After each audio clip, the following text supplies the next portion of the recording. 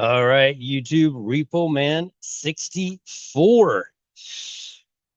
This could be my last video if everything we're seeing with the world state on the world stage and all the timelines and everything else that seem to be actually working together at this period of time.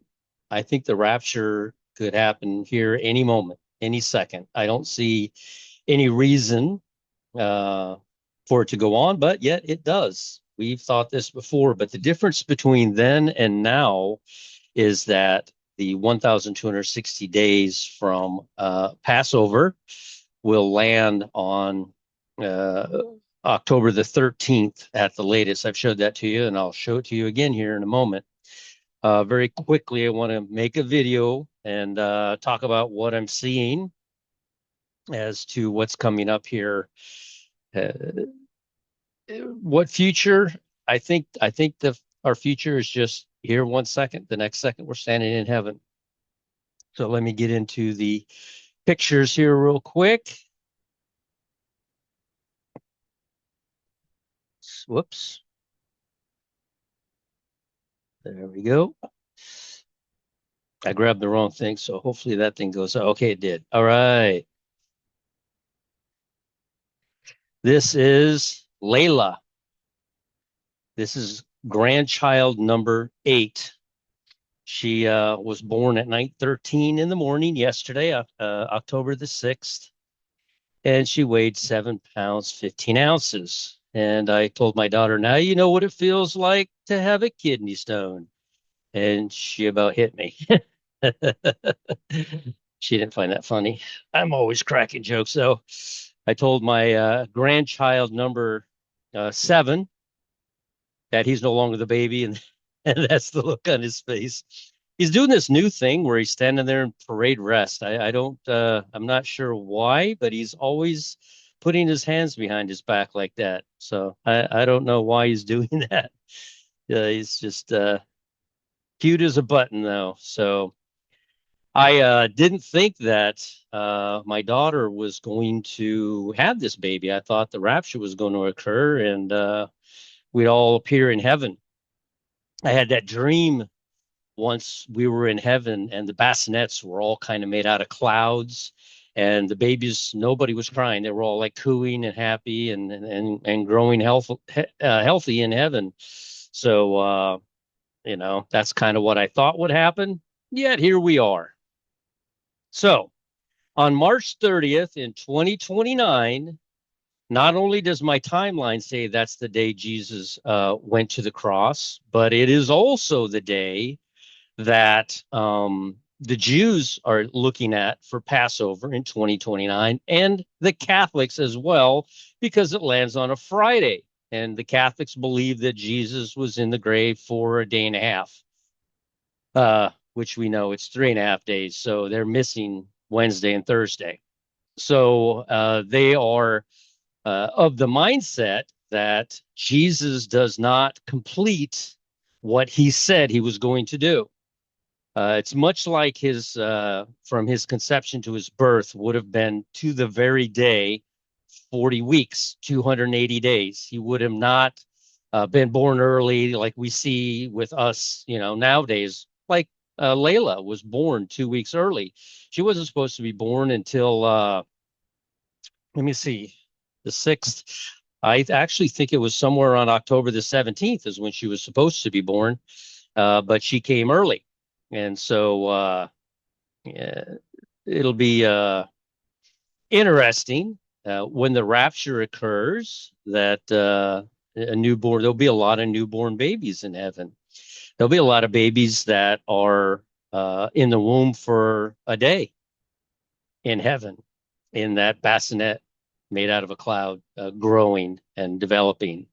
Um, the best nursery in the world is in heaven, not here on earth. So 1,260 days. We know the Bible's given us numbers for a reason. I think people who flippantly look at the numbers and say, it can't mean that. That's in the Bible. the two witnesses will witness for 1,260 days. I can't quite determine if the 3.5 days that they'll lie dead in the street is a part of that witness or if it's separate from it. So it could be 1,263 days, 3.5 days, which would be 1,264 days, and bringing this back to October the 13th. But depends on how we understand that passage. Is the 3.5 days a part of their witness? I don't know. So the furthest possible, and here's the other thing that confuses me. On the one hand, we say that the Antichrist will die and he'll come back to life, and they'll be like, "Oh, that's crazy." Is he doing it at this? Are the two witnesses going to kill the Antichrist and the Antichrist kill them at the same time?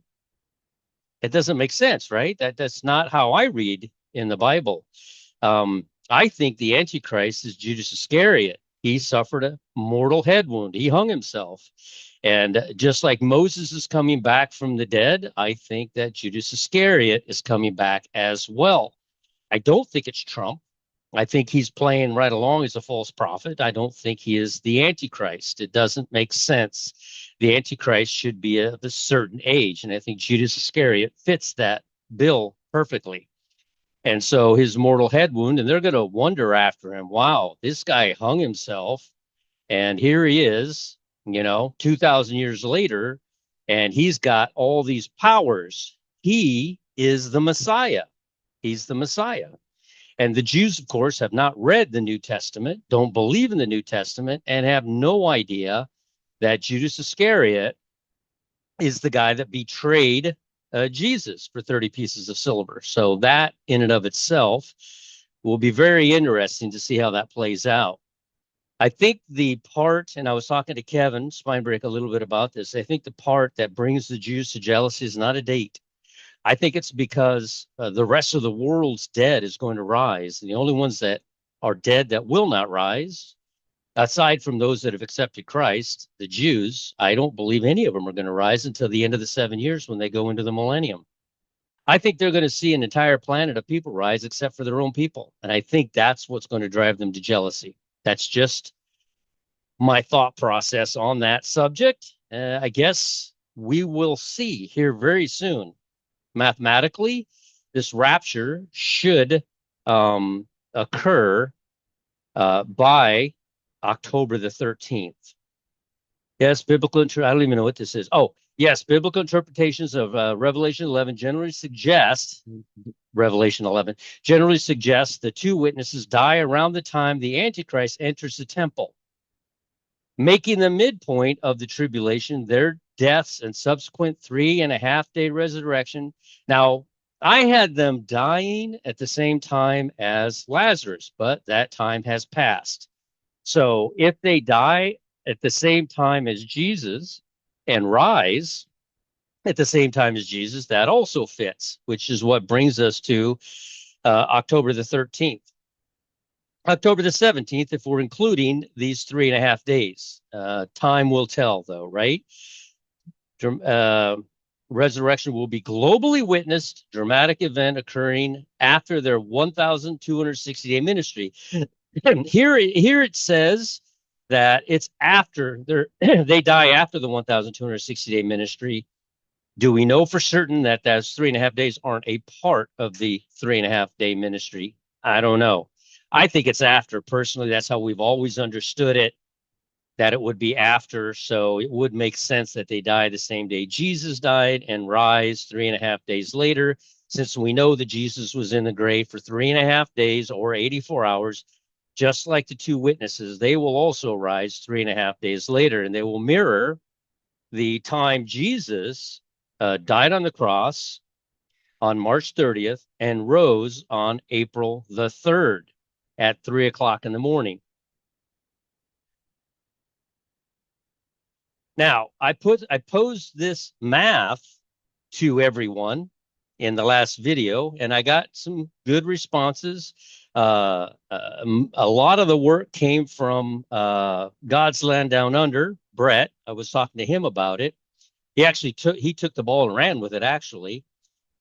If you count 11 minutes per year for the last 2,000 years. This is just rudimentary math. It's not exact because you would have to count from the cross, and that was in 30 AD, but we're in 25 AD, so we actually fall 5 years short. So it would be 1,995 years. The 5 years would equate to, what is that? 55 minutes. So it's somewhere around in there. But 22,000 minutes divided by 60 minutes gives you a total of 366.66667. And that comes down to all of that divided by 24 hours. It comes down to 15 days. That's how much time is separated from the Julian calendar to the Gregorian calendar. And I believe only in 2025, with the way that trumpets has landed on two separate people's viewpoints, or the way they're looking at it, I believe that it is exactly, and let me look up the number because Brett actually gave me an exact number when he worked it out. Let me see what he said here. Hold on. So he says that it is 15 days, 6 hours, 38 minutes, and 52.8 seconds. He worked it out mathematically. And so that is very interesting, that number. And that is the distance between a no moon, the center of a no moon, and the center of a full moon. Would be 15 days, 6 hours, 38 minutes, and 52.8 seconds. So I thought that was very interesting. And next year, it'll be 11 minutes off. And then the year after, it'll be 22 minutes off, and then 33 minutes off. So, and I read this to you last time. Last year, it didn't match with trumpets for them. On my static timeline, it was 11 minutes too soon. Next year will be 11 minutes too late. Something about 2025 makes it fit perfectly. From the minute when Jesus began his ministry on atonement, which is September the 23rd, 24th, to the minute he was named and baptized on Shemini Atzeret, which is today. Now, the Feast of New Wine is written to have occurred on, is it the 3rd of Av? Hold on a second. Let me look real quick because I don't want to misspeak because there's some word warriors out there. Yes, the 3rd of Av. That's what the Dead Sea Scrolls say. My timeline says it's the 2nd of Av. I still have been trying to figure out why I would be one day off from the Dead Sea Scrolls. And I think it has something to do with the Gregorian calendar being wrong also. And I think it's 3,000 years, they have to add a date or take a day away or something to that effect to fix it. And so they'll be doing a fix here in another 1,000 years, if we were still here, in order to regulate that. Remember, when Jesus was here, he was on the Julian calendar. The Julian calendar, the Gregorian calendar, recognized a mistake of 11 minutes a day, so they fixed it. So the Gregorian calendar of today matches to the very day of the Julian calendar back then. So when Jesus went to the cross on March 30th back then, according to the Julian calendar, before they came out with all that sliver moon stuff, just on the static calendar, static timeline, it was March 30th. And then it started to float away from that. And so the Gregorian calendar fixed that. And so now on March 30th, Jesus goes to the cross. So it's actually perfect. It actually fits perfectly. And I showed you this before. This 11-minute discrepancy per year caused the calendar to become out of sync with the seasons, and it did. This Gregorian calendar is a fix to the Julian.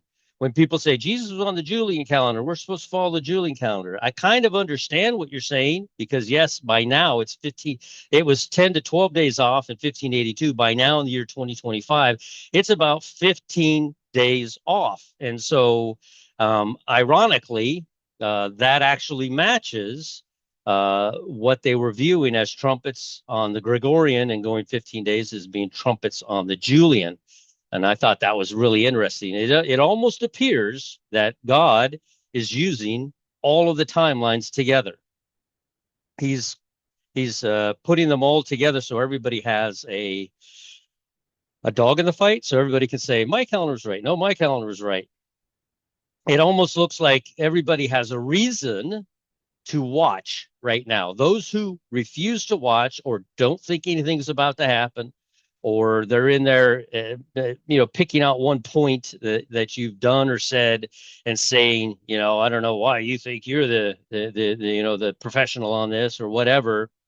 Um, I don't think I'm a professional on anything. I just have a knack, not a knack, a desire to go into the Bible and find every single date and put them on a timeline and see if they actually work. And they do. They actually work out very well. I'm shocked. I don't need to convince anyone of that fact.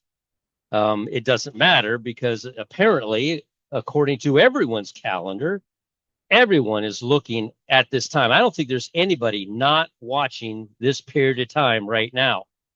Now, like I said, to me, Shemini Atzeret, the day Jesus was named and circumcised, happened on October the 7th. But because I'm a day off with the Dead Sea Scrolls, and I'm not quite sure why, it appears as though October the 8th would be Tabernacles, or Shemini Atzeret, I should say, the great eighth day.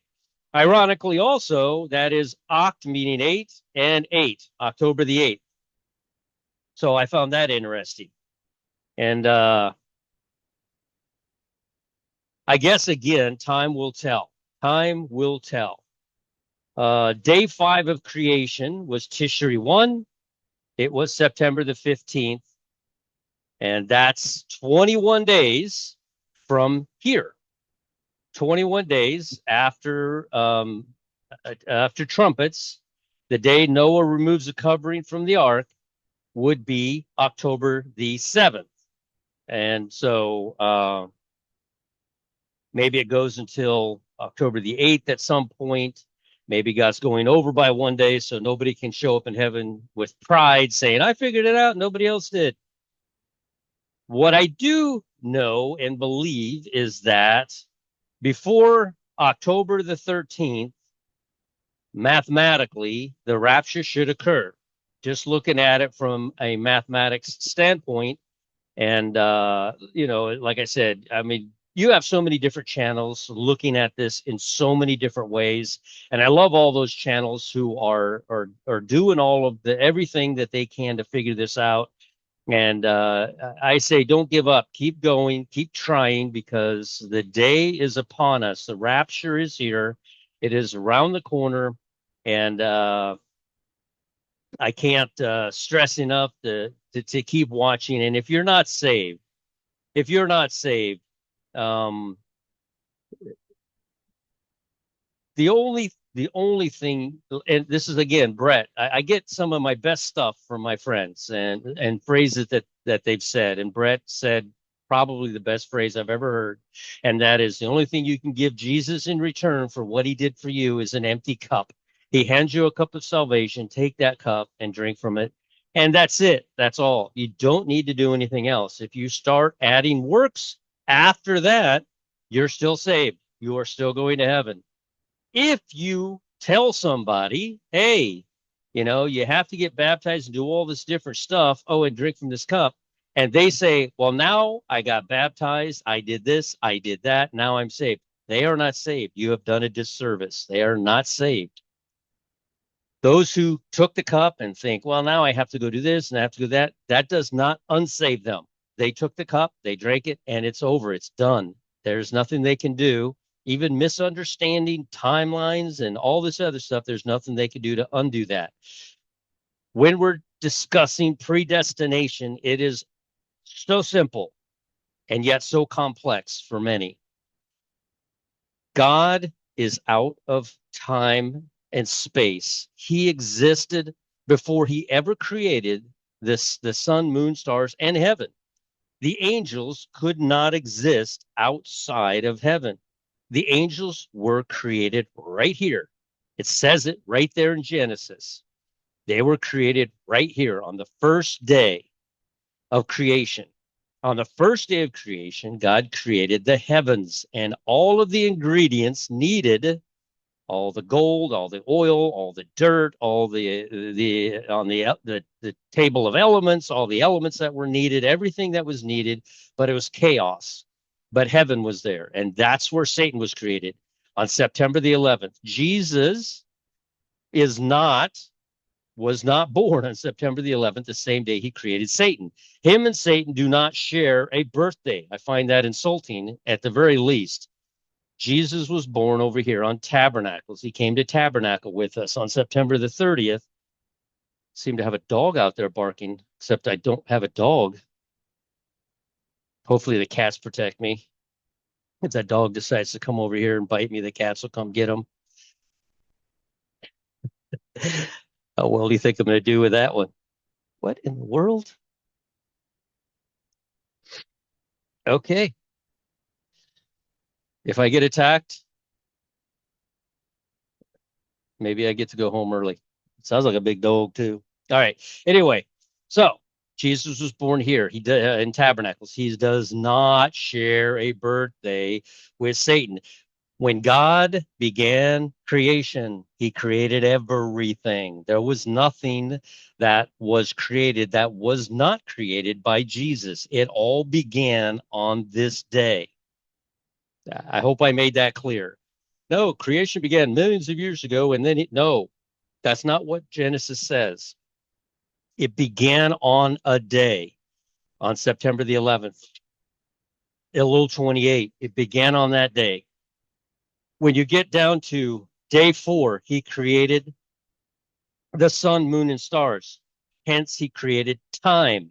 This is the only time that any living, breathing animal could not exist out of time. He created the plants back here, but he created time right here. The breath of life he put into the birds and the fish on day 5. On day 6, he created Adam and all the beasts of the field with the breath of life. And then on day 7, God rested. The Bible tells us that Jesus was the one that actually created everything. So, like I said, Satan was not evil at this point. Satan was a glorious angel of light, beautiful above all other angels. He had it all. He had everything.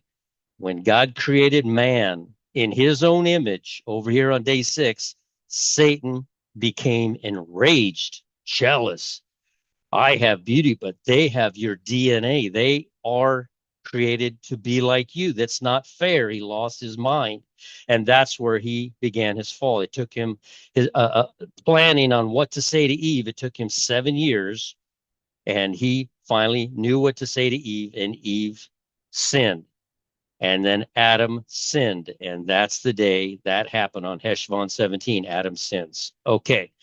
Now, so saying that Jesus was created on September 11th is like nails on a chalkboard for me. This is where Satan was created. Jesus does not share a birth. To say that is tantamount to saying that Jesus is the brother of Satan. And I've actually heard people say that. And I'm like, I would not want to be you on that day. But here is when he was actually born on September 30th. And this is exactly to the very day, 280 days after he was conceived on Christmas Day. Exactly. 280 days later. You can do the math. Just go to December 25th, add 280 days, and you will land on September the 30th. That's when he was born. He wasn't born back here early, like my grandchild number 8, was born 2 weeks early. No, he was born here on Tabernacles. All right, let me see what else I have. That didn't work yet. It's October the 7th. Yeah, that's when Lazarus died. That's the overlay she made for me. That's Hanukkah and Haggai. I've showed you this before. The Feast of Dedication, as we understand it, we let the Bible interpret the Bible. This does say in winter. It does say Solomon's porch. I'm still going to believe that this was Tabernacles and was not Hanukkah. It could have been Hanukkah because it's exactly 2 weeks later, but I'm not sure. But the Bible interprets the Bible, and the Feast of Dedication, as it is written in the book of Moses, is not Hanukkah. It's Tabernacles, and that's the Feast of Dedication. The Feast of Dedication, as written in Second Chronicles 7, is not Hanukkah. Feast of Dedication that Solomon held. He held a feast inaugurating the how do you call the altar for 7 days, and then 7 days for the feast, and then on the eighth day he sent them away. In essence, he held the feast for 14 days, and on the 15th day he sent them away, which kind of plays into it being October the 8th, quite frankly. So and it says it right there on the 3 and 20th day of the seventh month. Let's see what the 3 and 20th day of the seventh month is. Wow, that's a long ways away. Let me go here. Let's see here. The 3 and 23rd day of the seventh month, right here. Yeah, Tishri 23, October the 8th. Again, it has to be something to do with the extra time that is in the solar calendar as opposed to the stellar calendar. But it does say Tishri 23 is October the 8th. I hadn't noticed that. So October the 8th, the great eighth day. Let me go back to where I was. So, like I was saying, I believe the Feast of Dedication, for me and from what I can understand, letting the Bible interpret the Bible, is the Feast of Booths. The Feast of Dedication would be 7 days prior, just like Solomon did, dedication to the altar, and then 7 days for the Feast of Booths, just like it says in Moses, and then on the great eighth day, which we see as October the 8th, being the great eighth day. So we shall see, right? Now, I did a little bit of modification to Sister Sandy's thing here because we've passed October the 7th, but October the 8th. But what I also did was at this point, if the two witnesses die at the same time as the cross right here, and then rise 3.5 days later when Jesus did, and we count back, it actually would be October the 17th. It would be October the 17th as the furthest out we can go. I'm still standing behind October the 7th, 8th, and then the two witnesses coming online a few days after we're gone, perhaps 84 hours after we're gone, and then going on for 1,260 days and them dying.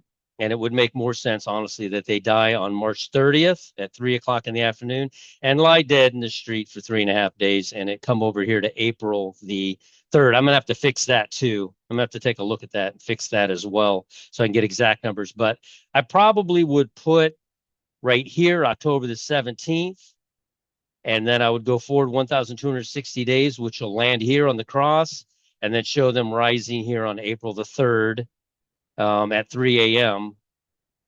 And it might be a different time because the world's going to see them rise. And I don't see, let me think, I guess 3 a.m. in Israel would be what, 7 p.m. Here, Eastern Standard Time, and even earlier as you go to Pacific time. So I don't know.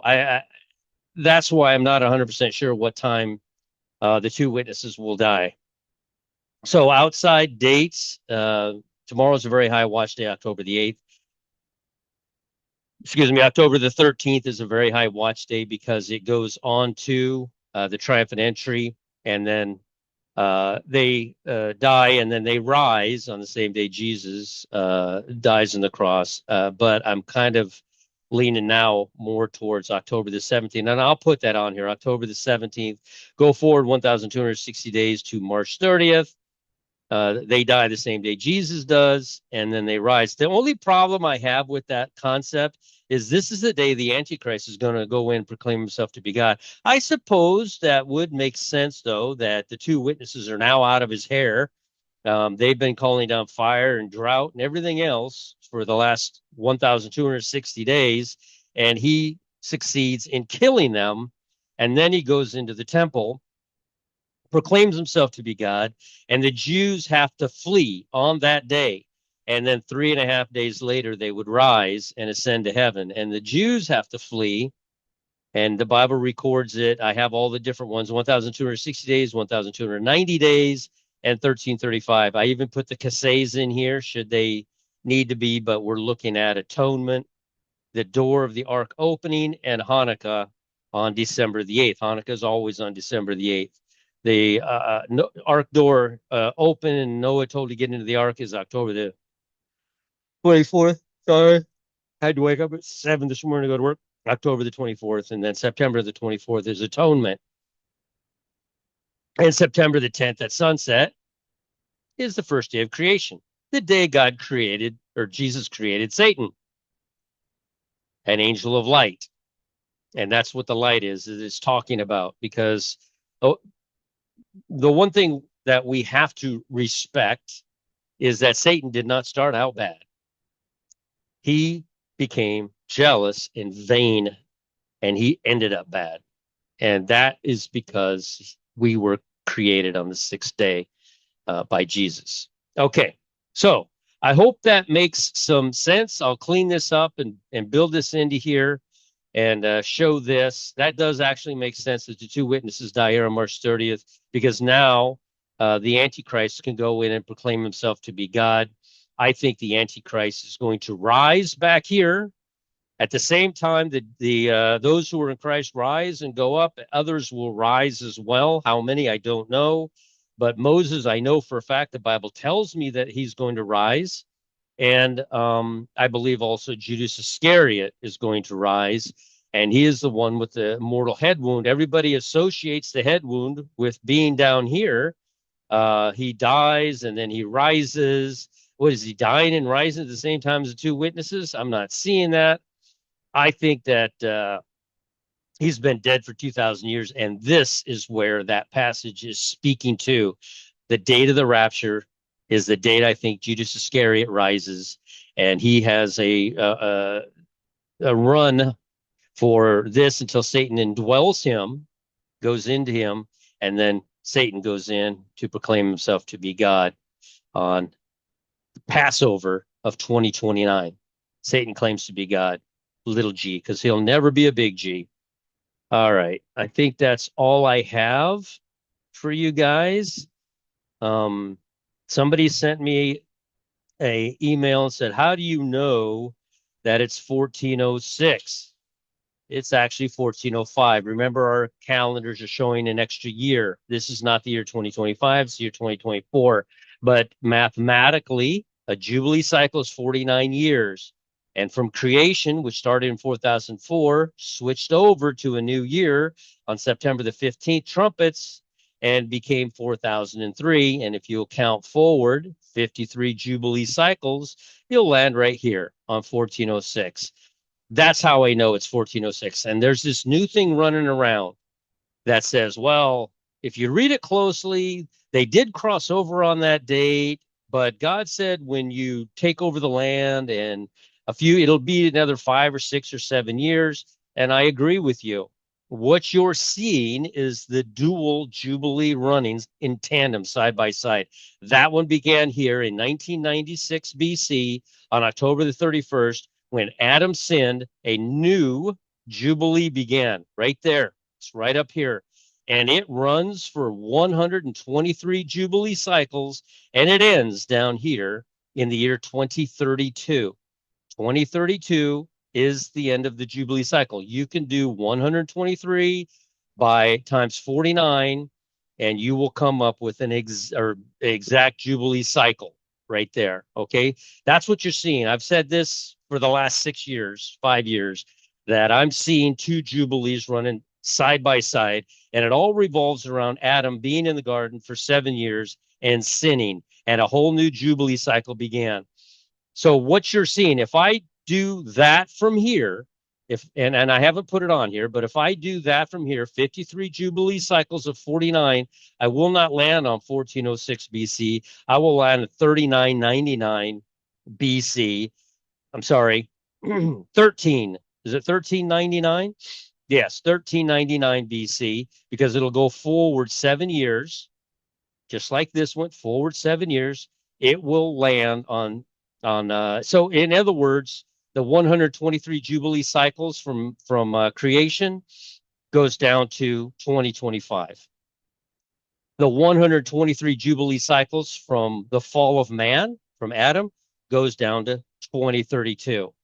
And we can verify the 53 by 49 Jubilee cycles of 1406 BC by the statement that people are making. And I heard what you said, that they had to go in and inhabit the land. They had to fight this war and that war. By the time they planted and the plants actually grew and they were able to harvest, and I think it says something about not being able to harvest in the first year. All this, people were throwing all this math at me, and I'm like, all you're saying to me is seven. That's all you're saying to me. All you're doing is matching when Adam sinned. And I already have this count on here. What I didn't do was the 49 years from 49 Jubilee cycles, 53 times 49 Jubilee cycles, and bring it over here to 7 years after 1406 BC, which is 1399 BC.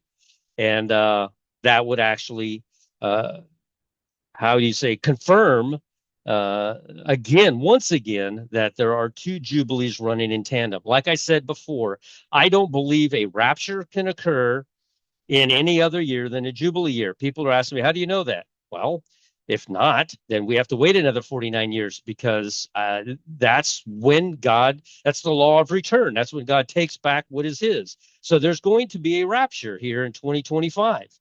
And 7 years later, including your math that you've all sent to me in many different ways, that the Jews might have gone in 1406, but they certainly didn't, or the Hebrews, they certainly didn't have anything set up for the first 7 years.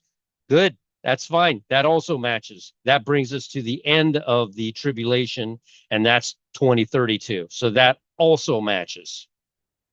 The difference between the two is 7 years. The difference between 1406 is 1399. So any of you that are sending me that math, think about that. The Jubilee is here. The rapture is here in 2025. The other Jubilee that's running, 123 of them, ends here in 2032. And what happens in 2032?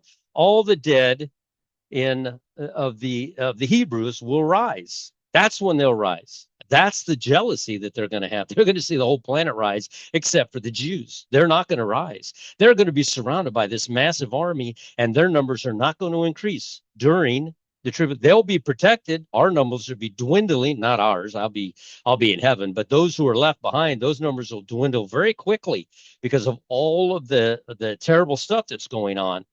And so, but the Jews, that's what drives them to jealousy. I don't think it's a date. I don't think it's a feast day. I don't think it's any of that. I think that none of them are going to rise. Aside from those who have already accepted Christ, of course, they're going to rise. That's not what I'm talking about. I'm talking about their people will not rise until the end of the 7 years, and they will go in the millennium. So think on those items as far as, can you explain to me how the Antichrist dies at the same time the two witnesses do? 3.5 days later, the two witnesses rise and the Antichrist rises? It doesn't make sense. The terminal head wound to me occurred 2,000 years ago, and he is going to rise on the rapture day, and he will rise up and he will have power. He will be given power, and they will be impressed. Probably this power will equate to what the two witnesses have, because they too will have power, and he will be able to call down fire from heaven, I think, as well. I don't recall the exact verse on that, but think on those things, and I'm sure I'll hear the comments, but just consider what I am saying. So, all right. I showed my wife that picture of my grandson. I'm like, you're no longer the baby. And he's just standing there with his at parade rest looking at me like, I'm not the baby anymore. Oh, the irony. I'm the baby. I can do what I want. You're not the baby anymore. What? uh, 8 grandkids. Yeah, I'm old. Fun. Heaven's going to be full of children running around. Their safety will not be a concern to us. They'll be lying with lions and pythons and swimming with piranhas, and they'll be able to like what's that guy's name? I'm awake or you. He's like Brian is his name. He's like, oh yeah, you'll be able to go underwater and pick a flower and smell it. I was like, where does this guy come up with this stuff? But yeah, you don't have to worry about your kids around the pool or around the ocean. Yeah, they fell off the boat. We'll go down there and get them. Not going to drown. Can't die. There's nothing bad ever going to happen to them. They'll be running along. They'll be opening up a crocodile's mouth. What's in here? Crawling in there, fall asleep. You know how kids are. They fall asleep anywhere. Fall asleep in the crocodile's mouth. The crocodile's just going to be like, doo-doo-doo. He's not going to do anything to that baby. It's going to be great. They're going to be climbing trees, when they're like 5 and 6, and then just slip, fall out of the tree and just bounce on the cloud. They're going to be fine. Nothing will happen to them, you know. They're never going to be hungry ever. They won't ever be hungry. They could eat just like us, but they'll never be hungry. They can go forever without food. Some people don't like food. They'll go to heaven and be like, I don't want to eat. there's, there's literally, I don't want to eat. I don't like to eat. And then there'll be other people that'll be like, I want to eat all the time to see, I want to test the boundaries of how much food I can consume and anything happen.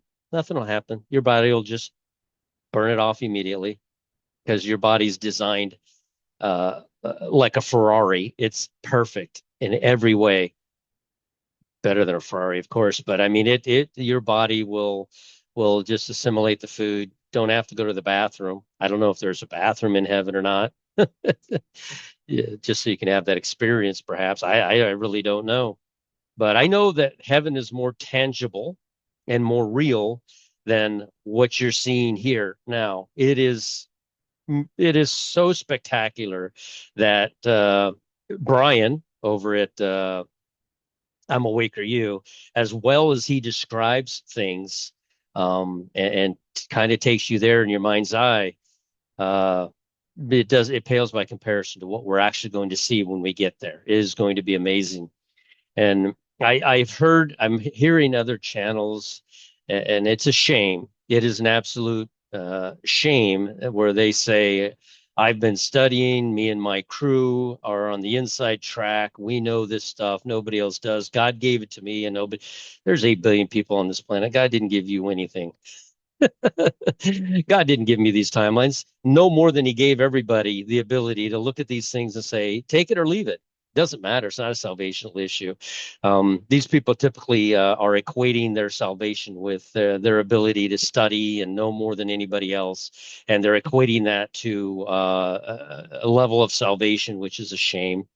If you uh, run with a low IQ, you know who you are. You run with a very low IQ, but you believe on Jesus, and that's all you got. You got nothing else. You got nothing to give back. You just the little drummer boy. You ain't got nothing for him except you could play him a song. You can hand him back an empty cup.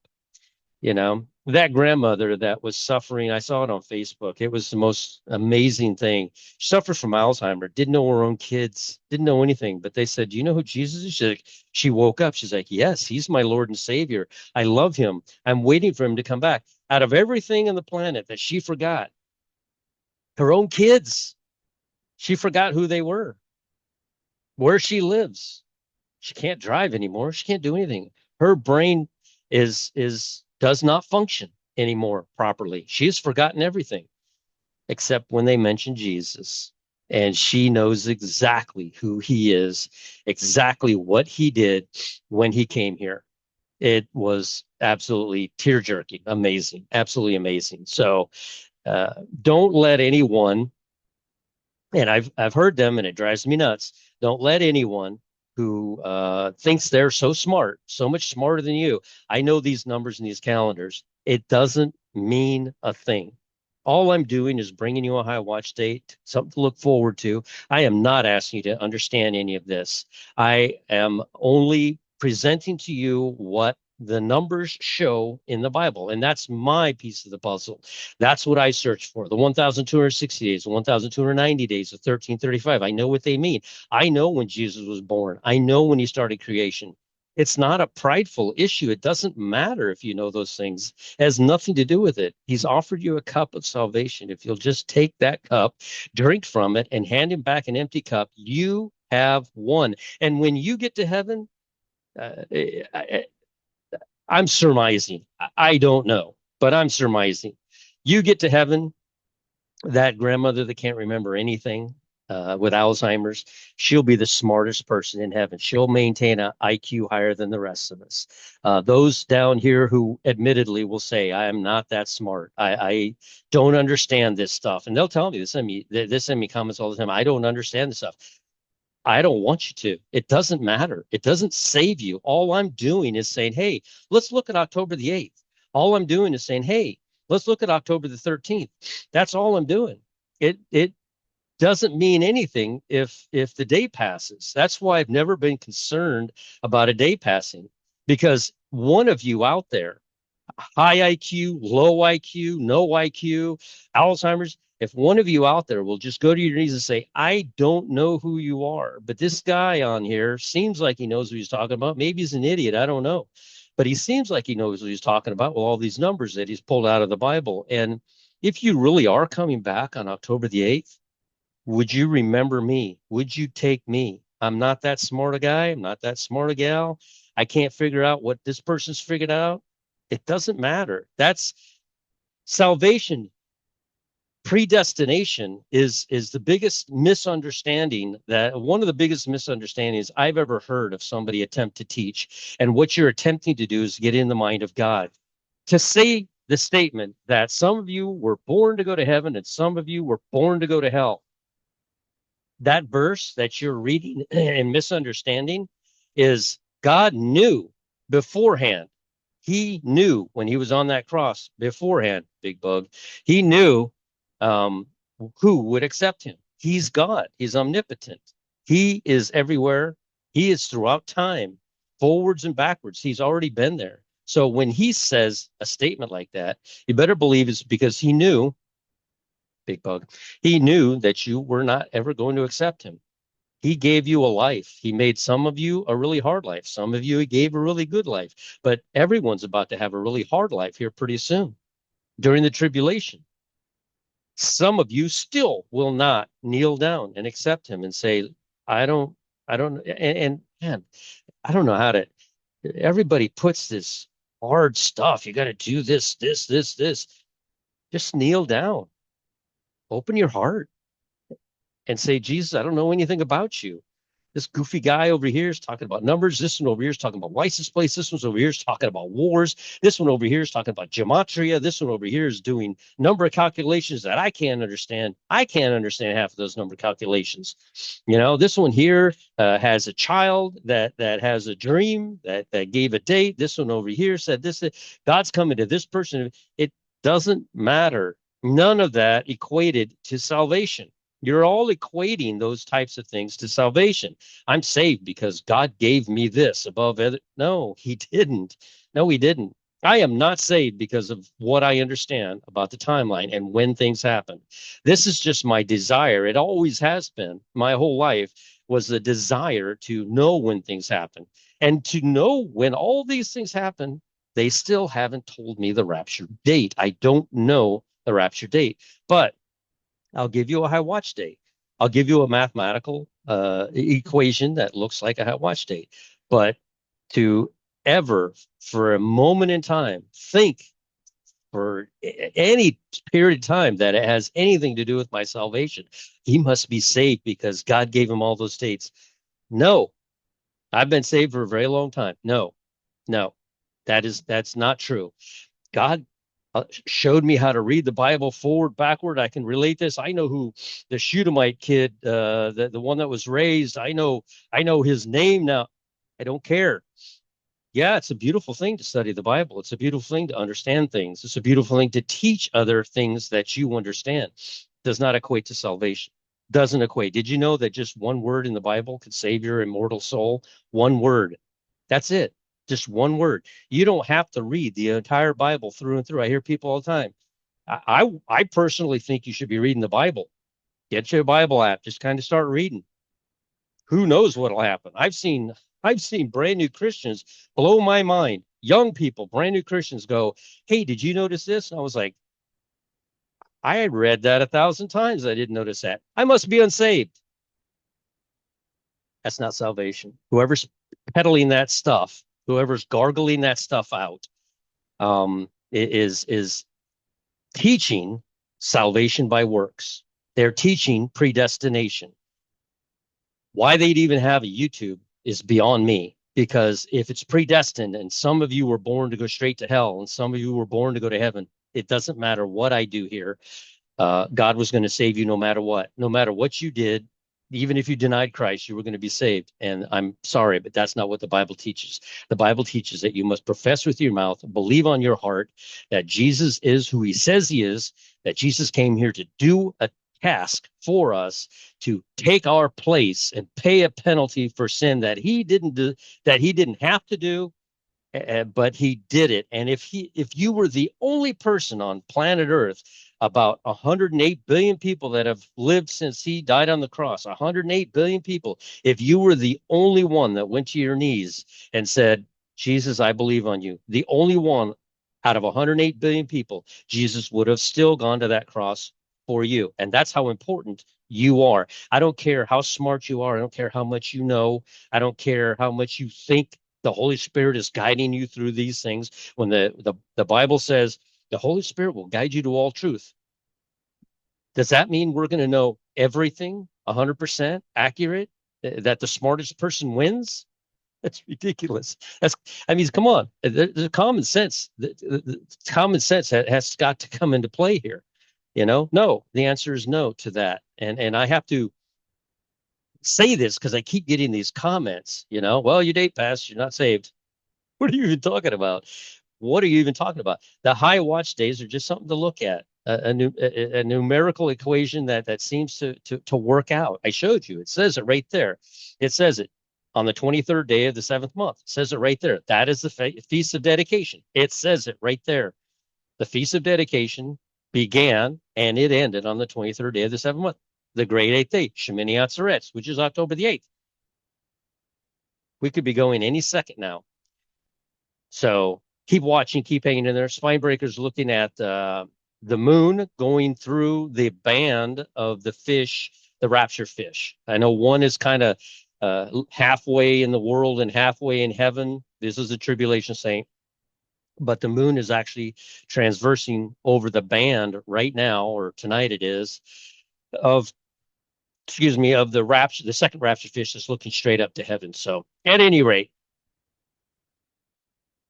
the the only message I have for any of you is salvation is so simple and it is available to everyone. Why did God do it this way? What is this all about? What was the point in all this?